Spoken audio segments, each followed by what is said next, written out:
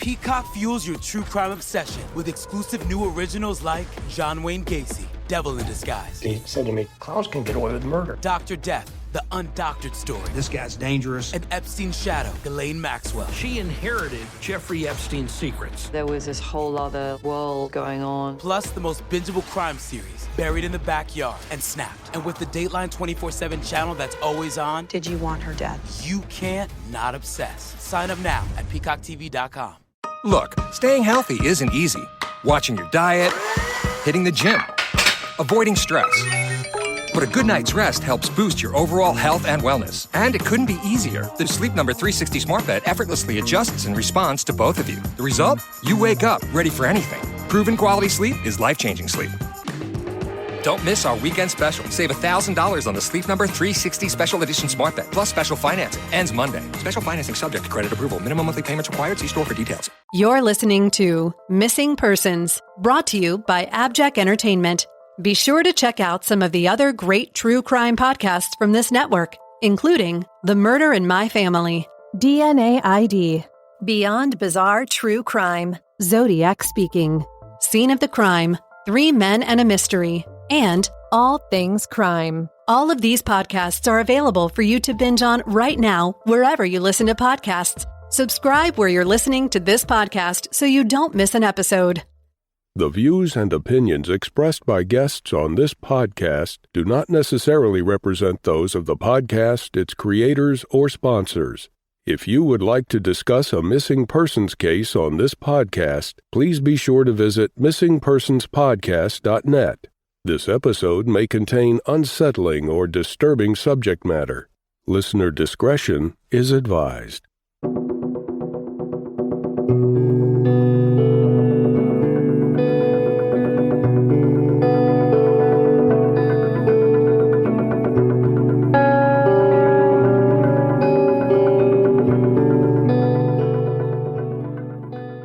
Welcome to Missing Persons, a podcast dedicated to spreading the word about people who have vanished under mysterious or unexplained circumstances, and the family members who are looking for answers.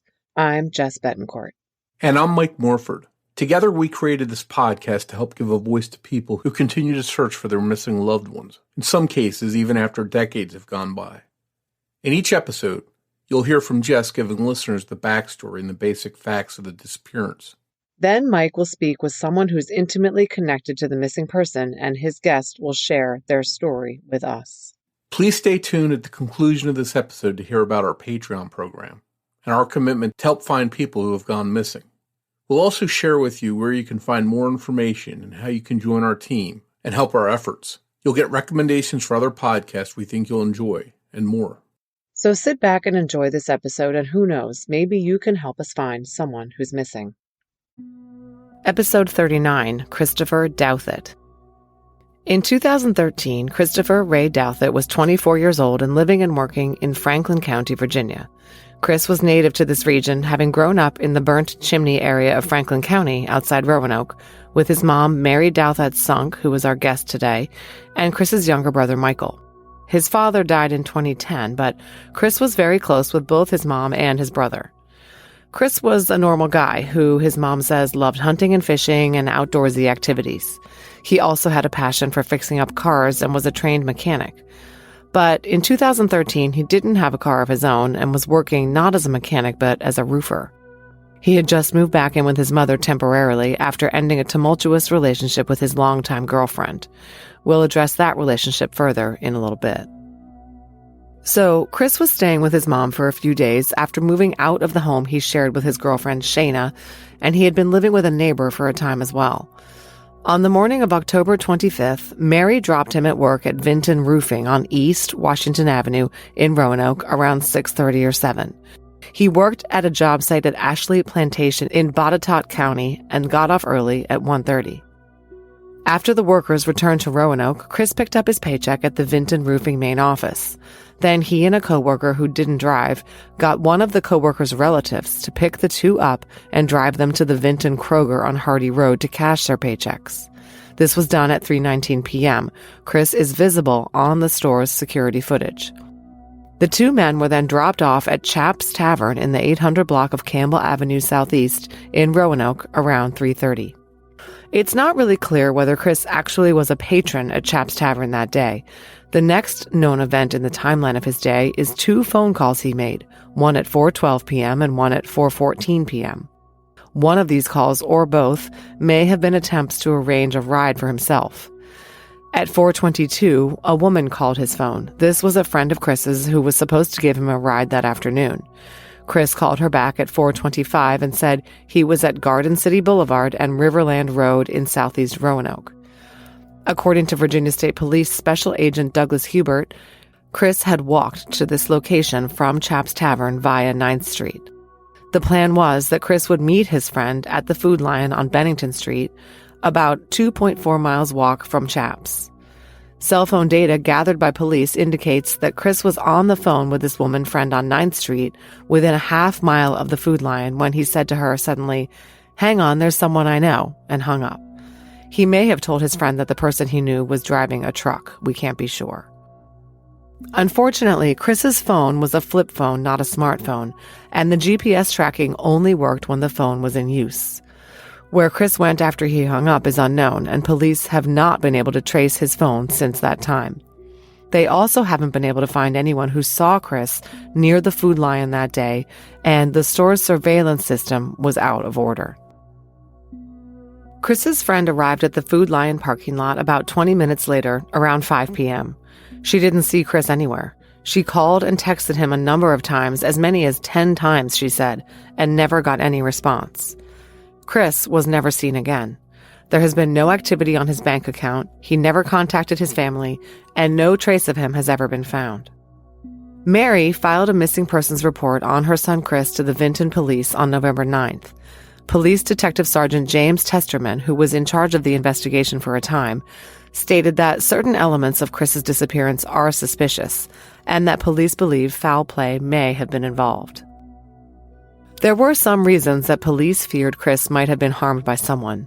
A few months earlier, on February 3, 2013, Chris and his girlfriend Shayna were the victims of a home invasion. Shayna was pregnant with the couple's twins at the time. 2 brothers, John Michael Smars and Derek Smars, broke into their Kingston Road trailer and attacked them. Chris and Shayna were both injured, sustaining cuts and bruises. Chris and Shayna knew these brothers, the Smarses, and were able to identify them to police. This, according to the Roanoke Times. According to the investigation report by the Franklin County Sheriff's Office, Derek Smars had been drinking the night of February 3rd at the Kingston Road home of Christopher Ray Douthit and Shayna Seebeck when he began fighting with Douthit. They called a truce, and the couple drove Smars back to his house, the report said. But about 2 a.m., Douthit and Seebeck were awakened by 2 men who broke in, assaulted them, and fled, leaving them with cuts and bruises. In their testimony at Smars's trial, Douthit and Seebeck identified Derek Smars as one of the attackers. Smars's brother, John Michael Smars, has also been charged in the incident and is scheduled to go to trial next week. So, Chris had testified at the trial of this guy, Derek Smars, who got drunk and fought with Chris, went home, and then broke into his home in the middle of the night to continue the fight. Chris's testimony was instrumental in obtaining Derek's conviction. He was found guilty, and the judge sentenced him to a 10-month detention and diversion program, a military-style incarceration that's designed to kick your butt. The judge wanted to teach Derek a lesson about drinking and being violent toward pregnant women, but the sentence indicates that he didn't feel that Derek was super dangerous. John Michael would not be so lucky. He skipped town and failed to show up for a court hearing on September 13th on his assault and breaking and entering charges. A warrant was issued for his arrest. He was captured a month later on October 12th in Florida. He sat in jail awaiting trial on charges that now included failure to appear. Why does all this matter? Because Chris Douthit was slated to testify at John Michael's trial. It was scheduled to take place the week after Chris vanished. Because he was MIA, he was not available to serve as the key witness against John Michael, who ended up entering an Alford plea, where he admitted the evidence against him was sufficient to convict, but he did not admit guilt. John Michael got only 24 months suspended time for the misdemeanor assault and battery charge, but he also had to face charges on the failure to appear. Remember, he had fled the state for Florida and missed a court hearing. He pled guilty to this charge and received a year in prison plus 9 months for violating parole. Oddly, even though Chris Douthit went missing under circumstances that police acknowledged were suspicious, Vinton Detective Sergeant J.M. Testerman has said Chris's disappearance doesn't seem to be related to his differences with the Smars brothers. Who else could have had it out for Chris? It's no secret that Chris and his ex-girlfriend, Shayna Seebeck, had a very strained relationship at the time he disappeared. The two had met in 2012 and their relationship moved fast. They moved in together, and in 2013, Shayna gave birth to their twins. But in August of 2013, one of the twins, David, died of SIDS at just a few months old, and Shayna and Chris fell apart. Shayna told WFXR that the two fell apart after David died. They started fighting, and eventually the two had protection orders issued on each other. Chris moved out, first staying with a neighbor and then his mom. Shayna had said that the two started fighting over custody just to spite each other. In fact, a custody hearing in Franklin County Court was scheduled for 3 days after Chris's disappearance on Monday, October 28th. Chris did not show up for the hearing, even though he was eager to fight for custody of his daughter. Despite all the drama in their relationship, Shayna said in an interview that she and Chris loved each other and that Chris was a great guy and an amazing person. She also said that he didn't have bad blood with anyone. The Smars assault was the only issue he had with anyone that she knew of. She said she has heard rumors about someone killing Chris and putting him in a lake, but she has no idea who. Reeling from the death of her infant son and the deterioration of her relationship, Shayna descended into drugs and was unable to care for her and Chris's daughter, David's twin sister. She ended up giving her daughter up for adoption. She eventually pleaded guilty to possession of heroin and meth. She was ordered into a drug treatment program. Mary, Chris's mom, is not in touch with Shayna. She is suspicious of Chris's ex and her motives. So, to recap, Chris disappeared after indicating on the phone that he was heading over to talk to somebody he knew. No trace of him has ever been found. He had court dates the following week for both the custody issue and his testimony in the trial of John Michael Smars. The Vinton Police Department, which took over the initial missing persons report, turned the case over to the Virginia State Police in January of 2018. This was because there were a number of different jurisdictions involved, and it was deemed better to have one agency handle the whole case. Special Agent Douglas Hubert has plunged into the investigation, interviewing upwards of 30 people and following up on leads, tips, and rumors. One of these included executing a search warrant for Chris's Facebook account. This was because a woman had posted a comment that said, in effect, that Chris is dead and his body is in Philpott Lake, something Mary had also heard from another tipster. Investigators tracked down and interviewed this woman who posted on Facebook. If anything came from this, we don't know. Special Agent Hubert told WDBJ7.com in 2019, "We have a pool of persons of interest in this case, and we've spent a lot of time putting their locations to show that they're in the path of Christopher Douthit. People don't go missing from strangers, very rarely. It's not a TV show or anything like that. At this point, we're working this case pretty significantly, and we're working it as a homicide, and we're working it rapidly but methodically." Investigators clearly believe that Chris knew the person or persons who had a hand in his disappearance and that they killed him. In 2019, the Virginia State Police put up billboards in Roanoke and Franklin counties to raise awareness of the Chris Douthit case. The billboards ask anyone with information about the disappearance of Christopher Douthit to contact state police.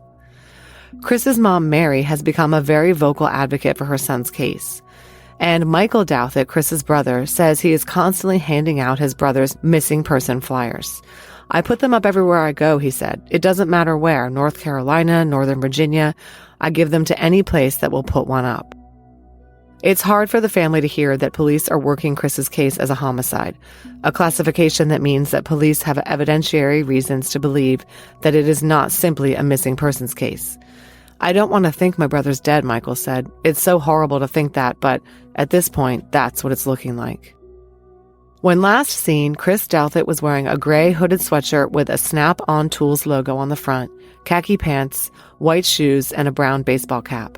He has a tribal tattoo on his right arm. He is 5 foot 8 inches tall and 170 pounds. He has short dark hair, blue eyes, and is a smoker. Anyone with information about his disappearance can call Virginia State Police at 1-800-542-5959. asked to be directed to Special Agent Douglas Hubert. Mike Morford sat down to talk with Mary Sunk, Chris's mom, about her son's case. That conversation is coming up after a word from our sponsors. Everybody needs just the right amount of fuel to get going in the morning. For some, a nice McDonald's egg and cheese bagel is just enough to do it. Others might prefer a McDonald's bacon, egg, and cheese bagel. Or perhaps a sausage, egg, and cheese bagel.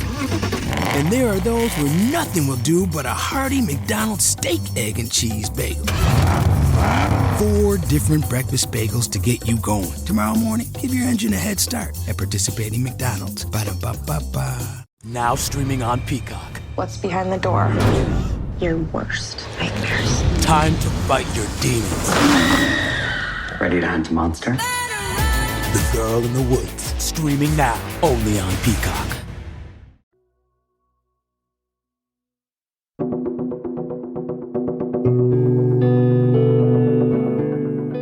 Hi, Mary, and welcome to Missing Persons. I want to thank you for discussing your son Christopher's case with us. Thank you. So let me just jump head first right into this thing. So Christopher went missing on October 25th, 2013. And I'm never going to forget that day for as long as I'm here on this earth. Because it was a day that seemed completely normal. It was a totally normal day, at least so I thought. I drove him to his job that morning. He didn't have a way to get to work at the time because he didn't have a car. And that's because, the reason for that is because he had just ended a relationship with a girl. This girl, Christopher, had cut off the relationship. He ended it. But her name is Shayna Seabat. And this girl is bad news, let me tell you. Nothing but bad news. But he didn't have an automobile, a car, because he had just ended that relationship. So on his way to work that morning, as I was driving him, we were talking, we started laughing, and we were singing to the songs on the radio. Okay, just a normal routine day. Yeah, just a normal routine day. And so I got him there to his place of work, his job, and he said he loved me and would see me late. And that was the last time I ever heard from him. He had been in a relationship with a girl. He broke up. Things were rocky between them, but he was finally broken up with her. He was working at this job as a roofer. Is that correct? That is correct. How long had he been working as a roofer there at that job? Let's see. He had went back, because he went missing October the 25th, 2013. It was close, almost, I'm going to say close to a year, because Christopher was an automobile mechanic.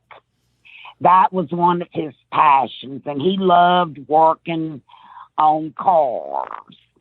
But this position for roofing had come up where he could have more money, more of an income. So he would still do from time to time if people needed him to work on their automobiles, he would do that on the side as a side job. And he had been certified as a mechanic repairman, by the way. And if he was still here, he might own his own shop. Yeah, was that something that he hoped to do one day, have his own shop? Yeah. You mentioned you dropped off your son that day. You were singing. Everything seemed fine. Nothing was unusual. You never saw your son again. What happened the rest of the day, and when did you find out that he was missing and something was wrong? What happened was he had a friend that was going to pick him up when he got off from work. They had made plans, okay? This friend was going to pick him up. She was going to bring him home so they could, see me and see my dad. All right, when he got off from work, and I'm going by the timeline, what they had told me. When he got off from work, he had went up to the Kroger's in Vinton and had cashed his paycheck. Because when they went there to Kroger's, it showed him, on camera there cashing his check. From there, one of his co-workers and the co-worker's mom, they had dropped Christopher off there in Southeast at Chap's Tavern. When he left Chap's Tavern, the friend he was going to meet, he was going to meet over at the food line off of Bennington and Southeast. So he was walking on foot, and he left Chap's on foot. So he was walking, okay?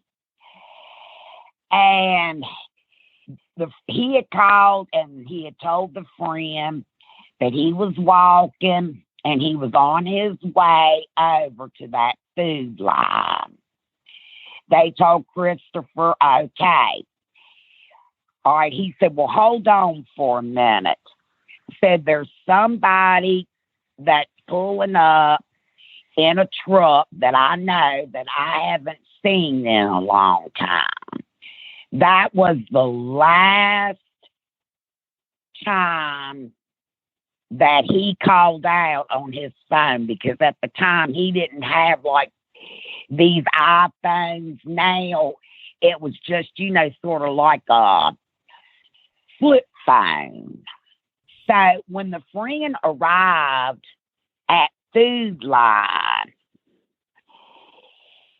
he was nowhere in sight.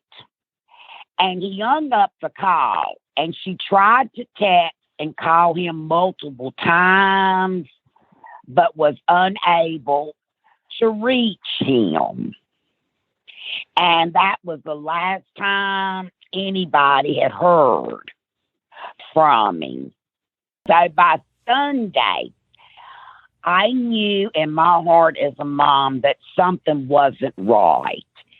Because that following Monday is when he was supposed to go to court and testify, where these two brothers had broke into him and that girl's trailer back in January of that year.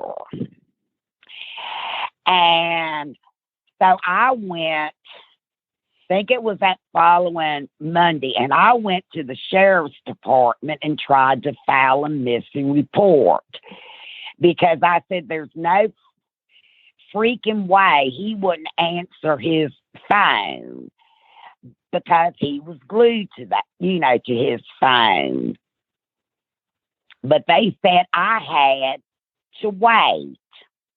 And the reason they said I had to wait was because since he was 24. He's an adult. He's not under 18. They said, well, maybe he took off for the weekend or something to get himself, together about this upcoming case. And I said, if that were true, he would have tried to contact me or his brother some kind of way and would say to us, I can't tell you where I'm at, but I'm just calling to let you know that I'm safe and I'm sound.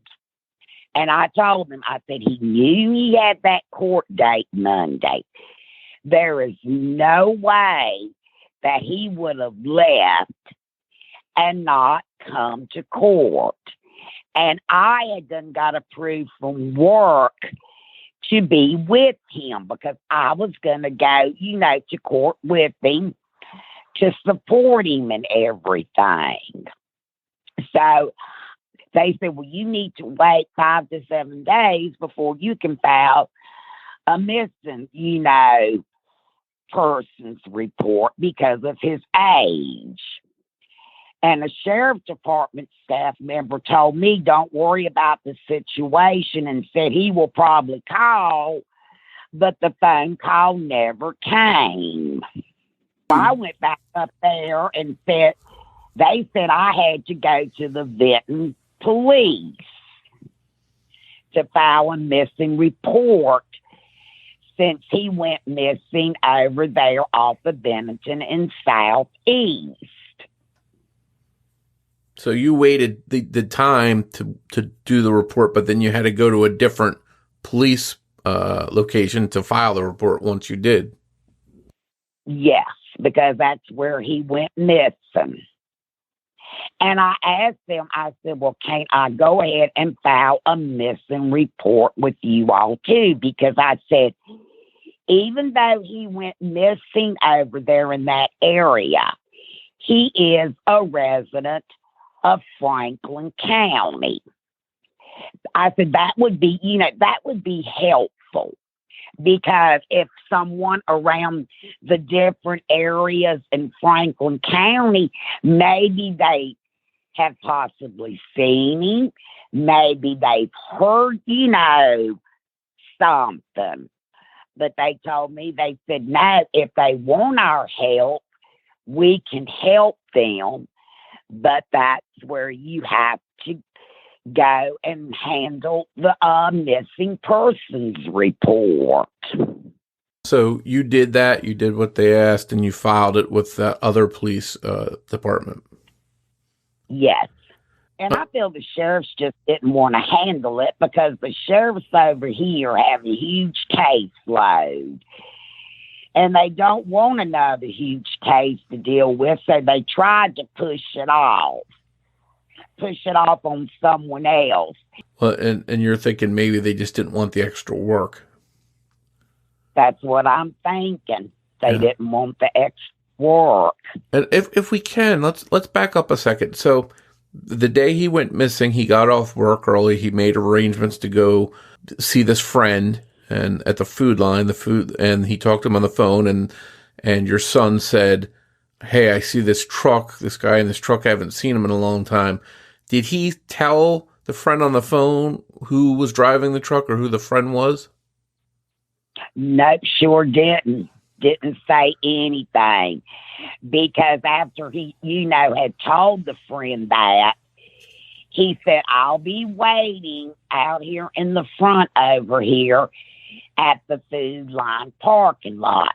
I'm going to be talking to them for a few minutes while I'm waiting on you to get here. And when they got there, see, like I said, they tried to call him. They tried to text him on his phone. No response. Well, they went inside the food line. They thought, well, maybe he decided, to go in there. They went in there. They didn't see him. And at the time, there was like a Dollar General store and something like, it wasn't Blockbuster, but it was something like a Blockbuster movie place that they had there, and they went in both those places just to see maybe if he had walked in there, but he hadn't. So they waited and waited for a good while, but he was just gone. And see, the thing about it too, all these places usually have the tapes in their store where they can see from inside what's going on in the store, and the cameras have them fixed where they can see outside in the parking lot. But when they went there, the Testerman at the time, he was the one at Vinton that took over the case, okay, when it was filed. He went there to talk to him to see by chance if he could look at the cameras and go back and look at the tapes. Well, he couldn't see anything because the manager told him, he said the tapes weren't working that day. So they missed out on any chance of seeing any surveillance. That's right. Were there any witnesses? Did they find anyone that saw Chris talking to this person that had pulled up? No. Not a witness. And it's just, stuff just isn't adding up. And my thought to them, I said, well, if the tapes would have been working that day, I'm sure they could, if that truck was out there in that Food Line parking lot, it would have showed Christopher, standing there or talking to him. And maybe at least they could have got one of the license plates where they could have called the tag in to see, who that was registered and belonged to. Sure. Or at least even get a color or see what kind of truck it is to start from there. But they didn't have anything. How long from the time that Chris hung up with the friend and said, I'll be out here waiting for you, until the friend got there, how much time had passed? I only think it was, if my memory is correct, I'm going to say about 20 minutes, because the friend, when he talked to her and was telling her, that's where he was walking, that's where he was headed and stuff, she said, I'm on my way, said, I'm almost there. And that's when he told her, said, I'll be outside waiting. And that's when, he had told her that truck had pulled up. So I'm going to say it wasn't but about 15 or 20 minutes.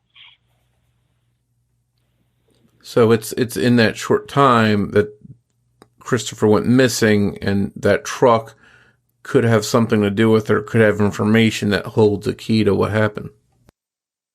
That's what I'm thinking.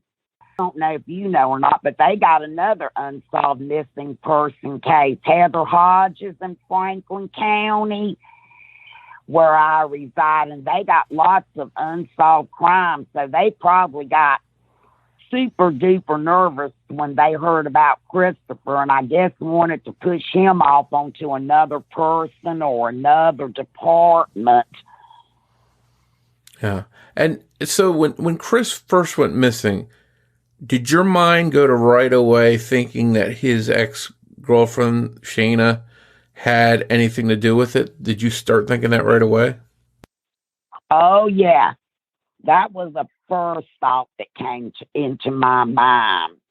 I knew in my heart, and I've always told them that, that Shayna Seaback had something to do with it. She's deplorable. And she used to get Christopher in a lot of hot water. And I won't go into too many details about the messes she used to get him tied up in, but there was a lot. And there's something very odd about all this. Listen, get this, buddy. Listen, buddy. So that Monday, as I said before, that Monday, Christopher was supposed to testify, okay? And he was going to testify in a assault case. And he was the key witness in the assault case. And then after that, he was going to fight for custody of his young daughter, which he loved dearly. He loved her very much and would have never left her.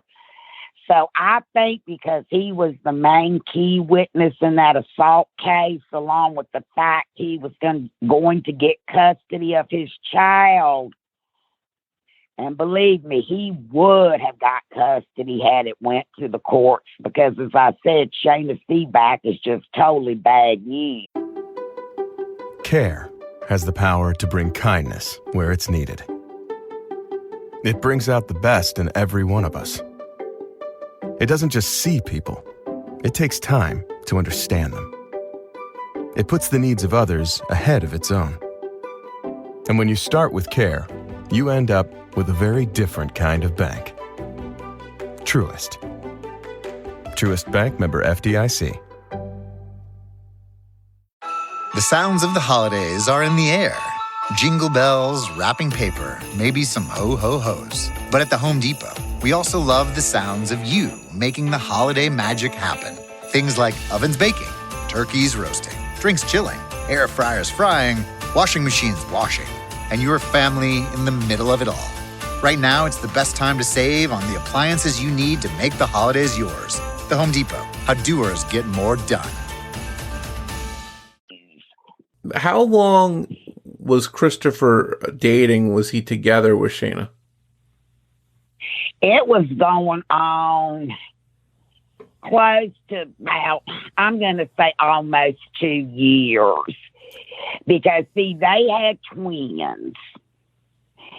And the little boy, he passed away in August the 8th of 2013. But it was just getting to be a terrible, rocky relationship. And he ended it. So, like I said, when they first asked me and talked to me about it, I said, I just know in my heart that she had something to do with it. And she knows something, but won't say anything. Yeah. Now, Christopher and Shana had some kind of protective orders in place against each other. Had there been violence in the past? Well, I'm going to tell you about that. This was about, I'm going to say, anywhere from 3 to 5 months before he went missing. And this was on a Saturday. And he had called me and he said, Mom, I need for you to come over to the house. And I said, what's going on? And he said, just please come over here. I want you to see what's happened.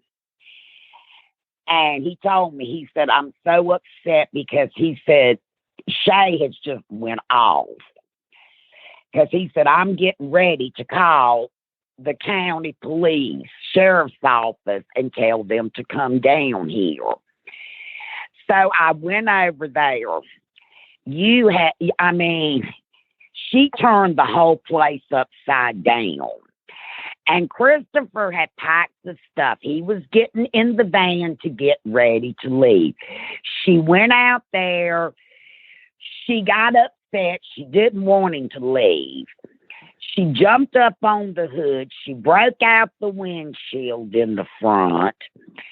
She went through the trailer. She had took pictures off the wall. She had threw them down, broke them, took dishes, thrown them down, and broke them. So, and Christopher was just as calm could be. So he called. Well, they took him instead of her. And then I had to go up there and pick him up. And she even scratched, kicked, and bit Christopher, and he was getting smacked by her. So I went up there and picked him up.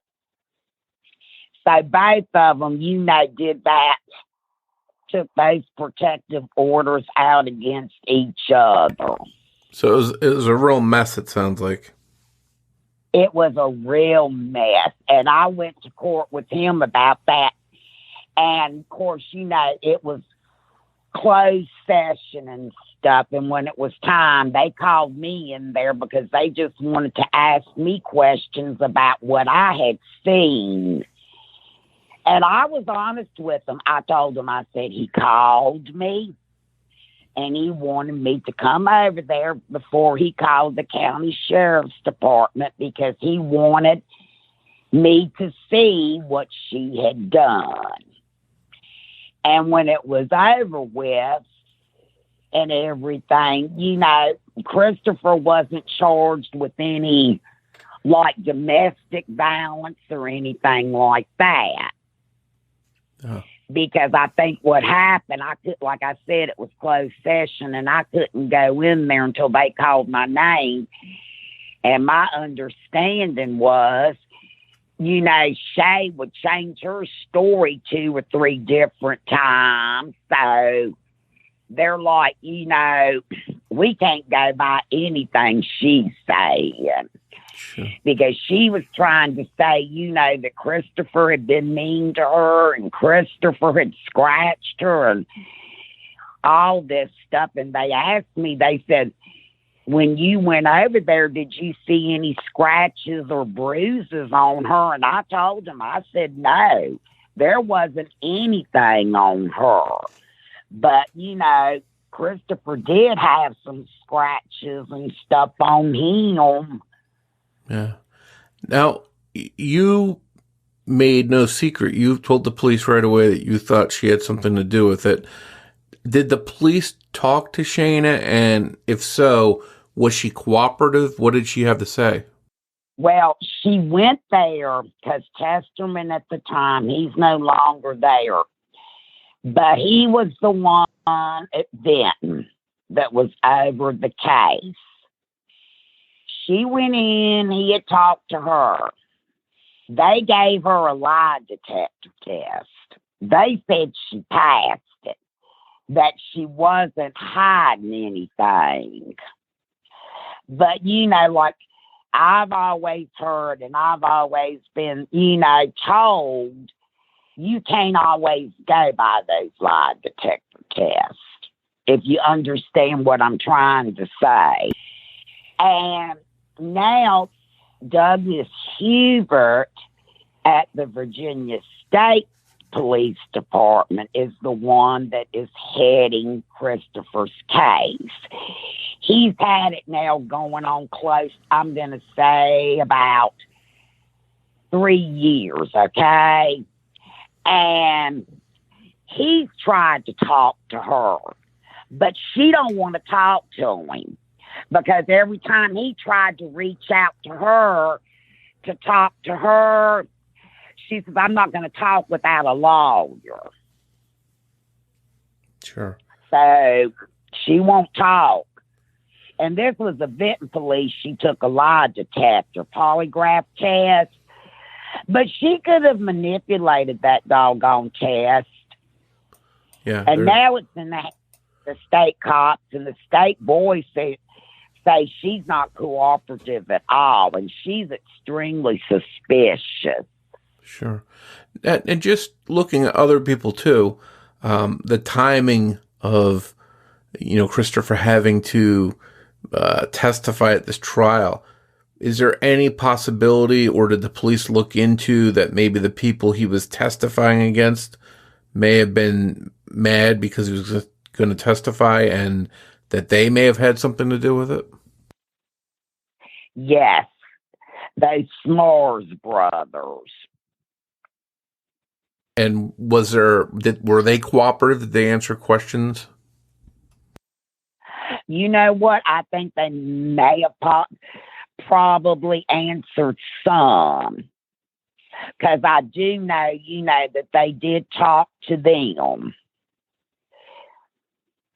Yeah, because the timing definitely, as many problems as there were between Christopher and Shayna, it also looks kind of suspicious, the timing that he's about to testify against these brothers and then he goes missing. So I think it would be smart for the police to just at least check with them and see if they maybe had a grudge or were angry that he was going to testify and if they could have something to do with it as well. Yep. And like I said, I think they probably talked to them, but they are jailbirds. I think one is currently in a jail cell as we speak. So not real law-abiding citizens. Cooperative. No. Yeah. After Chris went missing, did police did you try to get maybe your hands on the phone records of Chris's phones to see if there were any clues, if they could track people he talked to? Do you know if that was done? Yes, they did file the petition or whatever they have to do to get, permission to look at his cell phone records. And do you know if anything interesting was found or anything that they considered maybe connected to the case was found in those records? Well, yes, the state boys got some information, but just some, because the cell phone companies dumped a lot of information. It's a lot of stuff that they would have to comb through to really, sort through. Plus, you're saying, and when you say dumped, you mean they deleted a lot of the information? Yes. Okay, so maybe there's something there or some kind of clue, but since a lot of it was deleted, that there's no way to check that stuff out. That's right, and yes, but they definitely should have combed through it. Yeah. Were there any organized searches done for your son? Any kind of group searches or dog searches, anything like that? No, there was no dog search, no group searches or anything like that. It was just posters that went up, missing posters about him. Some of the local news stations came and I talked to them and we did an interview, and they had that, on the TV stations and stuff about what had happened, and showed a picture of him and what he, looked like and what he was last seen wearing. And basically that was, about that. And then one time it was really weird. Like, I don't know if you're familiar with Philpott Dam and Philpott Lake and stuff, but there was a weird phone call when my dad was living that he got, and somebody said, "Are you Christopher's granddad?" And he told him yes, and they said, "Well, your grandson, I know where he's at. I've heard that he's up in the Philpott Dam." Well, when they called from a number where it couldn't be traceable, and you don't know who it was that made the call. But that was passed on to the police, too. They didn't do a search or anything because they said, Philpott Dam and Philpott Lake, it's so many areas to cover. And they did, check it out, but they said it was to no avail. Sure. And it was just, they just couldn't send dogs and all that stuff up there. Well, but my son Michael, well, actually, him and two of his friends went looking around Philpott Lake one time, but that's it. Yeah. And my son Michael and a couple of his friends going to Philpott, because it got around that they were saying Christopher was buried or he was inside Philpott Lake. And that's a lake it's a reservoir of water near Martinsville, Virginia, about 30 minutes away from Rocky Mount, Franklin County. It's got to be tough for you to hear all those terrible rumors and things like that. It is. It really is, because, you just want closure. That's all you want. You want to find out what's happened. Sure. It's been almost 8 years since Christopher went missing. Has there ever been any signs that anything of his belongings were found? Was his bank account ever used? Anything like that? Any clues to show, or has he just basically disappeared from the face of the earth? He just disappeared. And he had a little bank account, but there was no activity, on that or anything. And to be truthful, I guess they got his cell phone. And, I heard rumors about that the cell phone was never found. So I don't know. It's just been a bunch, but no belongings or, anything like that.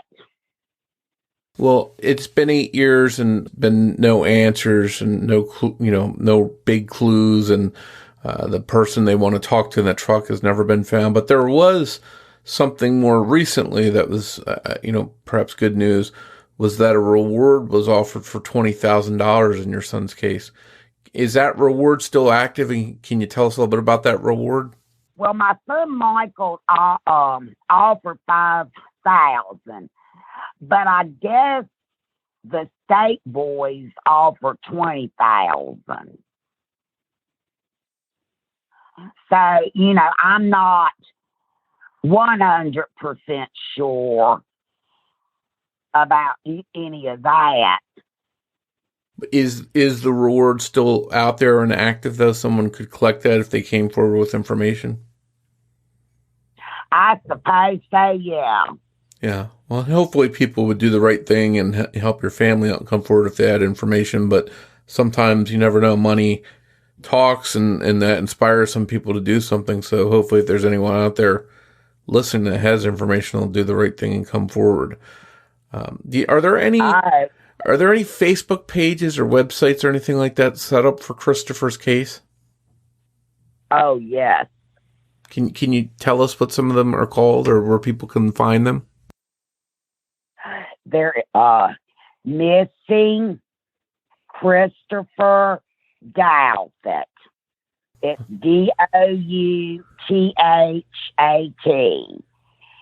And Missing Christopher Douthat, that's on Facebook. And people can learn more about his case or follow it or maybe provide information if they have it? Yes. Yeah, and we'll be able to include that in the show notes, and hopefully people, if they have information or they want to learn more about it, they'll share it on their social media. They can visit that Facebook page. It sounds like you're really staying active. You're not giving up on Chris's case. We won't either. We want to help you get the word out that he's still missing and help you get to the bottom of finding out what happened to him.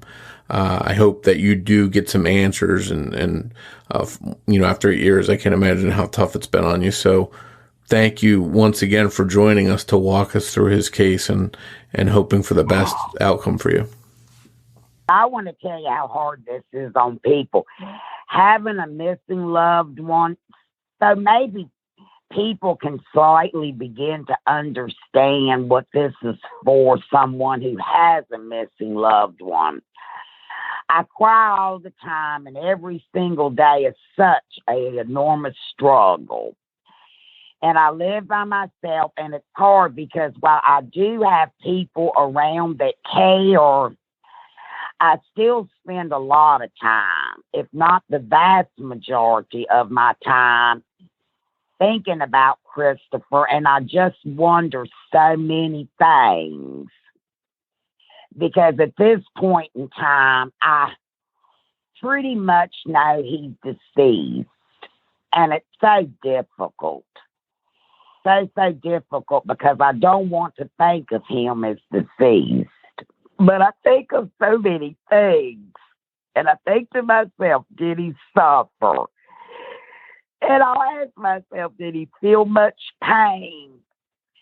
And these things play in my mind over and over every day.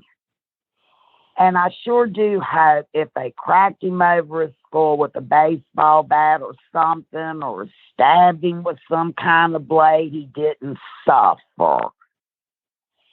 And I hope it was one single shot to the skull if he is dead. And the reason I say that is because I pray he didn't suffer a long, horrible death. But I still keep the hope alive. One day he will be found alive. And I have a hard time coping, a struggle to cope. And the only joy I get in my life is from spending time with my other son, Michael. Well, it sounds like you've got a really good son, but at the same time, I know you're missing your other son, and I hope that you do find out somehow what happened to him, and as you put it, so you can get closure. And hopefully, if someone did harm him, they're brought to justice too, and they don't do this to someone else. We hope you enjoyed this episode of Missing Persons. If you can provide any information to help solve the case we discussed in this episode, please contact the appropriate authorities. If you enjoy this podcast, please take a moment to tell your friends about Missing Persons and invite them to listen to the show. Word of mouth will help us grow and bring these cases to a larger audience. You can also help us by taking a moment to rate and review Missing Persons on the platform you're listening to us now on. We'd like to tell you a little bit about our Patreon program. If you visit patreon.com/missingpodcast, you can sign up to help this podcast through ongoing monthly support. As a thank you, we'll give you an on-air shout-out, a thank you card and sticker, plus you'll get early access to ad-free episodes of the show and any bonus content. Your Patreon support also goes towards helping the missing, because every dollar that we earn through Patreon will be split with charlieproject.org, the wonderful website that's been sharing information about so many missing persons cases for years. We hope you'll consider supporting the show. Just a reminder that new episodes of Missing Persons air every other Saturday. If you want to find us on social media, you can search Facebook for Missing Persons Podcast. And we're also on Twitter with the handle @missing_pod. And of course, you can find us on our website, missingpersonspodcast.net. As we wrap up this episode, we'd like to play a preview of a true crime podcast we think you'll like. It's called Mysteretical. Be sure to give it a listen. On behalf of Jess Betancourt, this is Mike Morford saying thanks, and we'll see you next time on Missing Persons. Hey, I'm Lynn, and this is my co-host, JP. Hey there, we're Mysteretical, and we love a good mystery. Oh, right, it's... Each week, we come through a mystery and its theories and discuss some of our own. That's right. We give original thoughts on mysteries around the world, large or small. Murder, mayhem, aliens, or the bizarre. Tune in every Tuesday wherever you listen to podcasts.